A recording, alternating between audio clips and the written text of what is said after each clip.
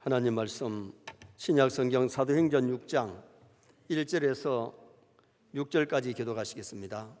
사도행전 6장 1절.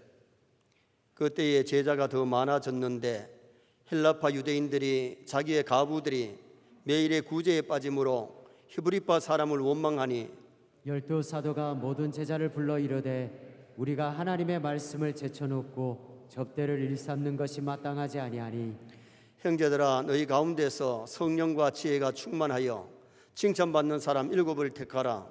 우리가 이 일을 그들에게 맡기고 우리는 오로지 기도하는 일과 말씀 사역에 힘쓰리라 하니 온 무리가 이 말을 기뻐하여 믿음과 성령에 충만한 사람 스데반과 또 빌립과 부르고로와 니가노르와 디몬과 바메나와 유대교에 꾀했던 안디옥 사람 니굴라를 택하여 사도들 앞에 세우니 사도들이 기도하고 그들에게 안수하니라. 아멘.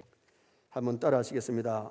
성령과 지혜가 충만하여 성령과 진리가 충만하여 칭찬받는 사람 칭찬받는 사람 7을 택하라. 7을 택하라.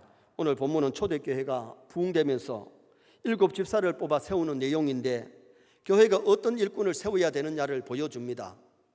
다음 주일날 우리 교회가 공동회의해서 안주 집사 10분을 피택하게 되고 권사 30명을 피택하게 되기 때문에 오늘은 교회에 필요한 일꾼 이런 제목으로 오늘 이 본문을 참고하면서 이미 우리가 피택되어서 교회 일꾼된 분들은 이 자격을 더 갖춰야 되고요, 이번에 피택하는 분들은 이런 자격 있는 사람을 뽑아가지고 정말 하나님께 영광을 돌리고 본인에게도 은혜가 되고 교회가 유익하도록 우리 성도님들이 힘쓰셔야 되겠습니다. 우리는 가끔 사람을 찾습니다. 백보를 보기도 하고 신문의 광고에 사람을 찾습니다. 광고를 보지요. 가정에 있어야 할 소중한 사람을 잃어버렸을 때에 사람을 찾는다고 광고를 내는 겁니다. 오늘 본문은 초대교회에 필요한 사람, 초대교회가 찾는 사람이 누구인지를 기록했는데 우리 교회도 다음 공동회의에 정말 좋은 일꾼을 찾아야 될 줄 믿습니다.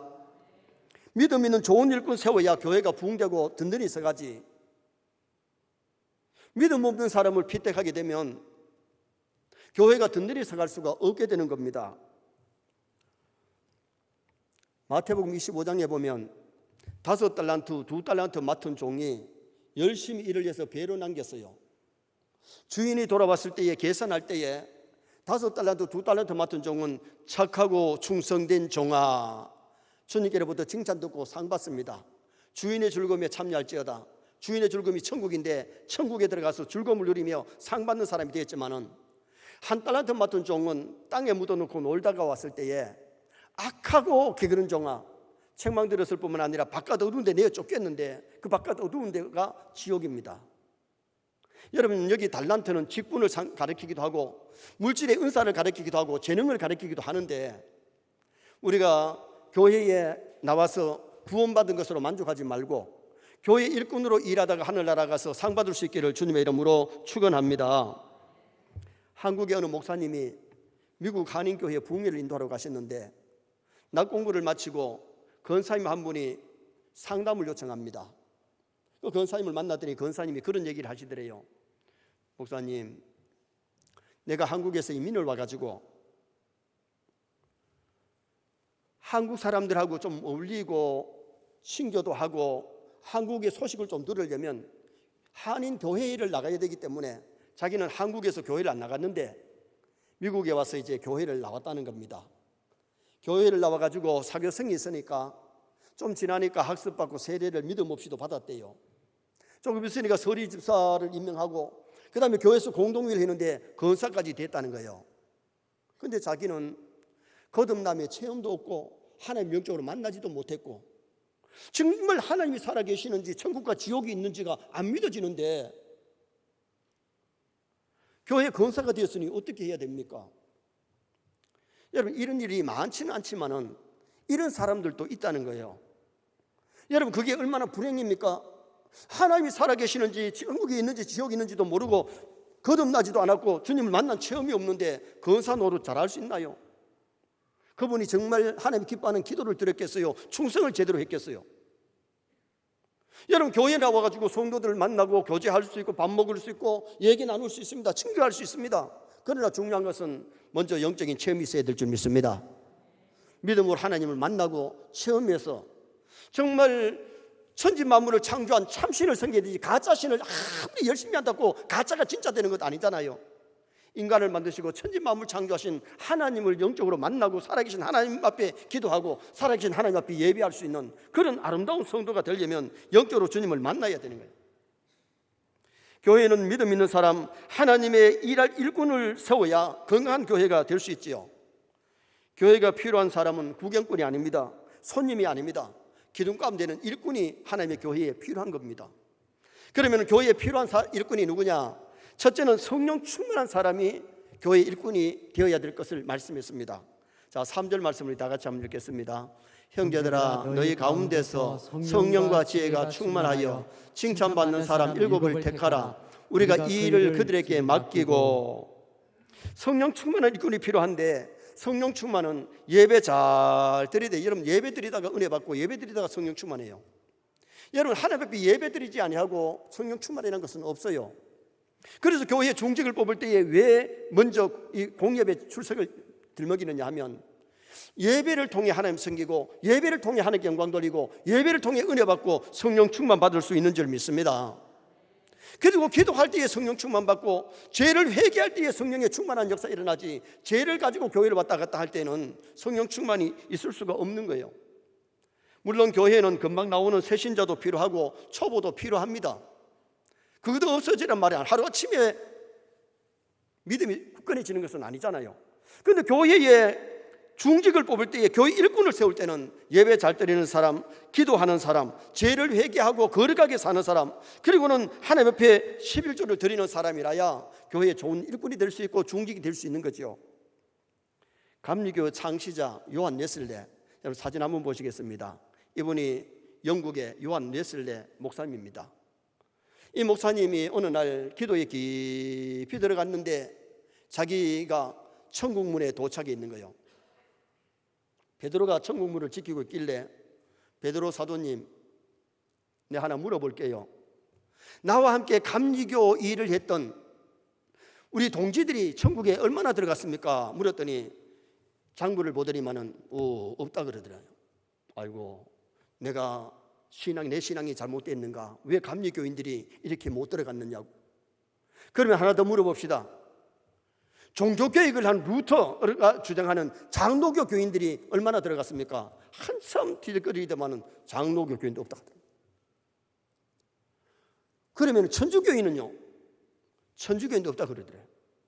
그럼 누가 천국에 들어갈 수 있느냐고 물었더니, 예수님을 나의 하나님의 아들로 나의 구주로 믿는 사람, 성령 충만한 사람이 들어갑니다 그러더라는 거예요. 여러분, 우리가 천주교인, 장로교인, 감리교인 그 강판 가지고 가는 것이 아니고 믿음이 있어야 갈 줄 믿습니다. 여러분, 중요한 것은 교회에 나와가지고 은혜 받아서 믿음이 생겨야 되고, 정말 하나님이 살아계시고 내 영혼이 있고 죽은 다음에 천국과 지옥이 있음이 확실히 믿어져야 내가 신앙생활을 바로 잘할 수가 있게 되는 것이죠. 하나님의 일은 사람의 힘으로 할 수 없습니다. 만약에 하나님의 일을 사람의 힘으로만 하려고 하면 되지도 않거니와 힘이 들고 말지요. 그러니까 하나님의 일을 한다고 하면서 짜증을 내고 불평을 하기도 하고 원망하잖아요. 하나님의 일하는 사람이 첫째 조건이 성령 충만해야 될 줄 믿습니다. 성령 충만하면 예배가 즐겁습니다. 찬송이 즐겁고 기도가 즐겁고 예배가 즐겁고요, 은혜 받는 게 즐거워요. 주일하는 것이 막 신바람 나고요, 주일학교 교사된 것이 감사하고 찬양된 것이 감사해서 하는 거지, 마지못해서 억지로 하는 것은 아니지 않습니까? 성령 충만하면 기쁨으로, 감사함으로, 순종함으로 충성 헌신하는 아름다운 성도가 될 수 있는 것이에요. 교회 입장에서 생각해 보면 교인들도 여러 가지 스타일이 있는데 40명의 초등학생들 중에 우등생은 4명 정도, 낙제생도 한 4명 정도 있대요. 그 다음엔 다 중간이라는 겁니다. 여러분, 교회에 일꾼을 뽑을 때, 중직을 뽑을 때는 중간보다도 우등생이 될 만한, 모범이 될 만한 그런 성도들을 뽑아야 교회가 건강하고 교회가 더 아름답게 성장할 수 있음을 말씀해 주고 있는 거죠. 교회의 기둥이 되려면 공예배 출석을 잘해야 되고, 공예배를 하나님께 드려져야 되고, 그리고는 정말 교회를 위해서 기도하고, 또한 하나님 앞에 의무를 잘 감당할 수 있는 그런 성도라야 교회에 좋은 일꾼이 될 수 있음을 성경이 우리에게 말씀합니다. 두 번째 교회가 필요한 일꾼은 지혜로운 일꾼이 필요합니다. 자, 3절 중반절 말씀해 보면 지혜가 충만하여, 따라합니다. 지혜가 충만하여. 성령 충만하고 지혜가 충만해야 하나님 교회 일꾼 될 수 있다고 말씀했는데, 자동차의 왕인 헨리 포드의, 여러분 사진 한번 보시겠습니다. 이분이 미국의 헨리 포드입니다. 자동차의 왕입니다.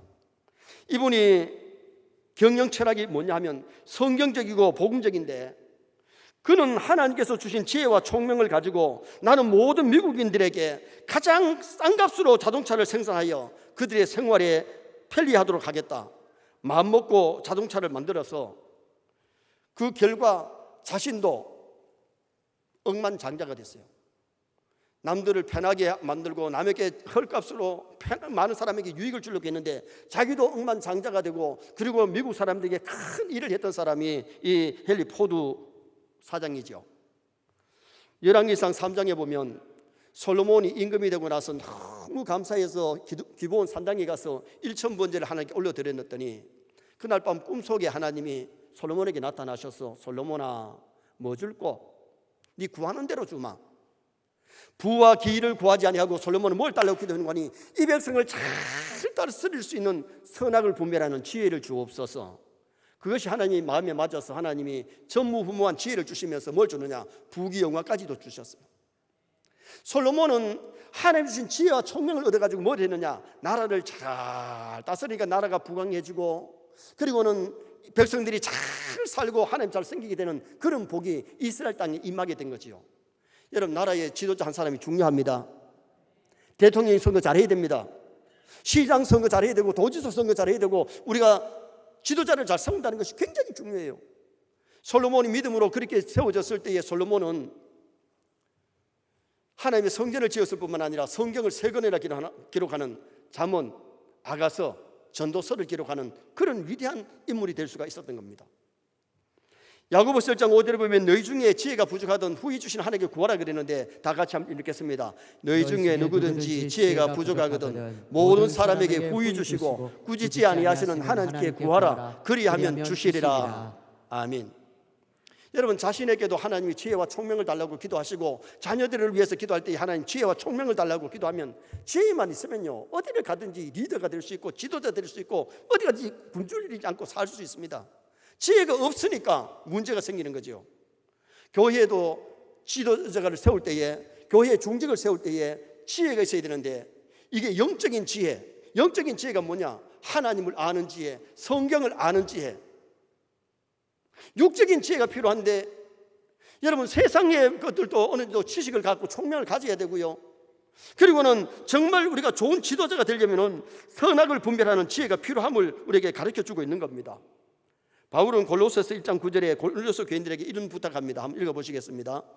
이로써 우리도 듣던 날부터 너희를 위하여 기도하기를 그치지 아니하고 구하노니, 너희로 하여금 모든 신령한 지혜와 총명에 하나님의 뜻을 아는 것으로 채우게 하시고. 아멘. 여러분, 신령한 지혜의 총명을 얻으면요 하나님의 뜻이 무엇인지를 잘 알고 하나님의 뜻을 이루어 드릴 수 있고, 지혜롭게 사람들을 잘 섬기고 사람들에게 유익을 끼치기 때문에 어디를 가든지 인정받고 존경받는 그런 사람이 될 수 있음을 성경이 우리에게 가르쳐주고 있는 겁니다. 그래서 주님의 일은 학벌이나 지식이나 사회적 지위보다 더 중요한 것은 우리가 영적인 지혜, 육의 지혜, 삶의 지혜가 우리에게 있어야 된다는 거예요. 우리나라에 유나이티드 제약회사가 있습니다. 유나이티드 회사의 사장이 강덕영 집사님입니다. 사진 한번 보시겠습니다. 이분이 강덕영 집사님이신데, 이분이 사업을 하면서 세계 여러 나라를 나가봤어요. 나가보니 종탑이 우뚝 선 나라, 하나님을 섬기는 나라는 거기다가 80%가 선진국이더래요. 선진국이 되려면, 잘 사는 나라가 되려면 하나님을 믿어야 되는구나, 성경을 가까이 해야 되는구나, 지혜를 얻어야 되는구나. 이것을 이 집사님이 깨닫고 한국에서 뭘 했느냐면 열심히 성경을 연구하고 성경을 읽기 시작하고 하나님을 잘 섬기면서 연구해가지고 약을 개발했는데, 우리나라만 약을 파는 것이 아니라 해외의 제약회사에서 일로 수출한 회사가 이 유나이티드 회사라는 거예요. 이 집사님은 그런 얘기합니다. 성경 속에 수출하는 것이 나오고, 성경 속에서 지혜가 나오고, 성경 속에서 어떻게 인간이 살아야 되는지를 거기 나오더라. 돈 버는 것도 나오더라는 겁니다. 여러분, 우리가 지혜를 주시면, 지혜를 얻어서 기도하는 가운데 여러분, 하나님이 개발하는 것도 주시고 여러 가지 지혜를 주시는 줄 믿습니다. 그래서 지혜를 구하고 지혜를 얻어서 이 세상을 살아가면 세상에서도 승리하고 남에게 유익을 끼치는 아름다운 삶을 살아갈 수가 있게 되는 거예요. 제자 훈련하고 사역 훈련하면 성경에 눈이 띄어집니다.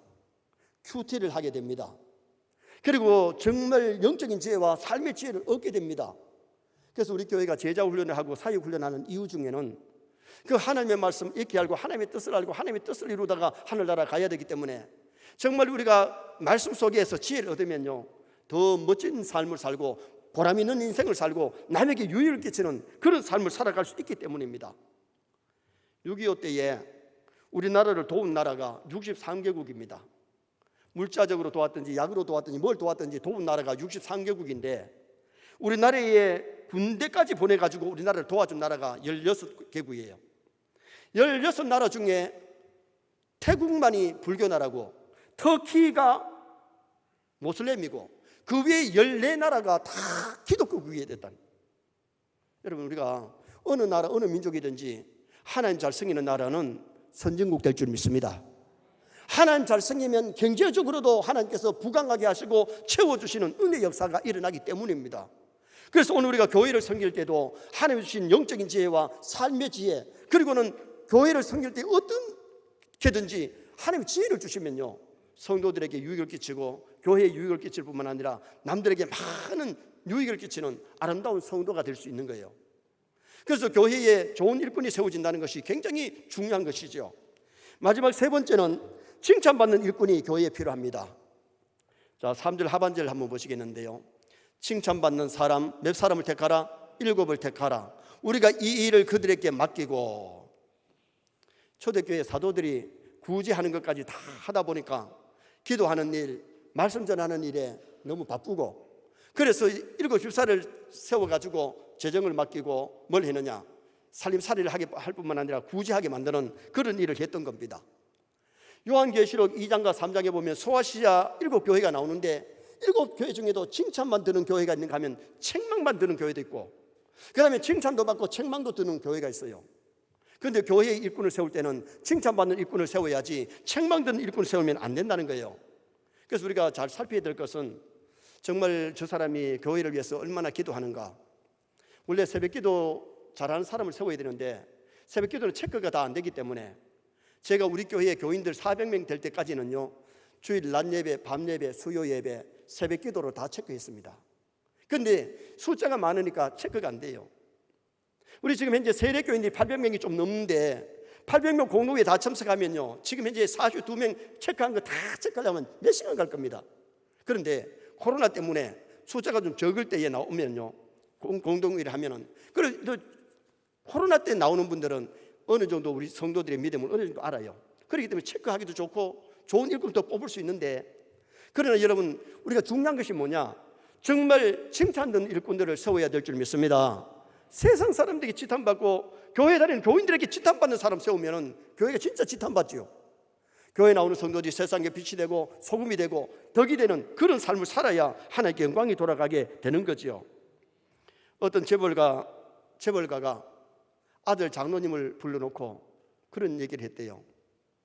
내가 사업을 하면서 장학금도 많이 줬고 선한 일이라면 이것저것 했는데 내가 이제 하나님 앞에 갈 나이가 다 됐는데 가만히 생각해 보니 주님의 몸된 교회를 위해서 내가 해놓은 것이 별로 없다. 남들에게, 사람들에게는 그래 나름대로 구제하고 선한 일 많이 했다 그랬는데 내가 하나님을 위해서 뭘 한 것이 없으니, 야야, 내 대신에 예배당 하나 지어가지고 하나님께 바쳤다고, 하나님 앞에 예배당 하나 지어서 바쳤다고 그런 유언을 했다는 겁니다. 여러분, 우리가 교회를 다니면서 내가 정말 하나님의 교회를 위해서, 하나님을 위해서 내가 얼마나 뭘 했는가, 내가 하나님 앞에 섰을 때 부끄럽지 아니하는 그런 일 해놓고 하나님 앞에 간다는 것이 굉장히 보람있고 아름다운 일이잖아요. 미국 텍사스주의 엘파소 교회를 담임하는 유명한 설교자 헤셀 포드 목사님이 있습니다. 이 헤셀 포드 목사님이 이분인데 미국에서 아주 존경받고 설교 잘하고 목회 잘하시는 목사님이에요. 이 목사님에게 어느 날 한 교인이 찾아왔습니다. 자기 교회 교인이 아니고 다른 데 다니던 교인이 찾아오는데 이 교회 저렇게 다니다가 헤셀 포드 목사님이 유명하다는 소리를 듣고 찾아와가지고 목사님 앞에 상담을 하는데, 목사님, 저는요 항상 바른 말만 하고요 항상 옳고 그른 것을 가려서 판단하는 비평가입니다. 그렇게 얘기를 하더래요. 그래서 목사님이, 나는 당신이 우리 교회 다닌 것을 원치 않습니다. 이미 우리 교회는 비평 잘하는 사람도 판단 잘하는 사람도 많기 때문에, 여러분, 포드 목사님이 당신이 우리 교회에 나오는 것을 원치 않는다고 교회 신앙생활 하면서 비평 많이 하는 사람 치고 신앙 좋은 사람은 없습니다. 여러분, 우리가 신앙생활은 긍정적이어야 될 줄 믿습니다. 부정적인 신앙 되지 말고 긍정적인 신앙을 가지고, 그래야 남들에게도 유익을 끼치. 비판 잘하는 사람 치고 좋은 일꾼 되는 사람이 없는 거예요. 오늘 한국교회가 침체와 감소 원인이 어디 있느냐? 목사님의 목회를 진심으로 도우는 사람보다가 사사건건이 시비하고 비판하고 브레이크 거는 사람이 많기 때문에 한국교회가 어떻게 보면 향선을 거는 거예요. 교회 모든 직분은 담임 목사님 목회를 보필하라고 세워진 직분이 교회 직분이에요. 부교육자들은 설교하고 가르치는 것에 협력자지요.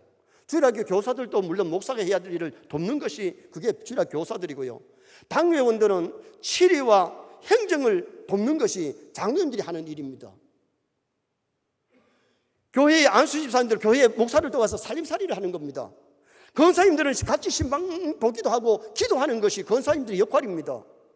그런데 브레이크 잘 잡고 그러다 보면 하나님 앞에 가서 그 사람이 칭찬 상급받을 수가 없잖아요.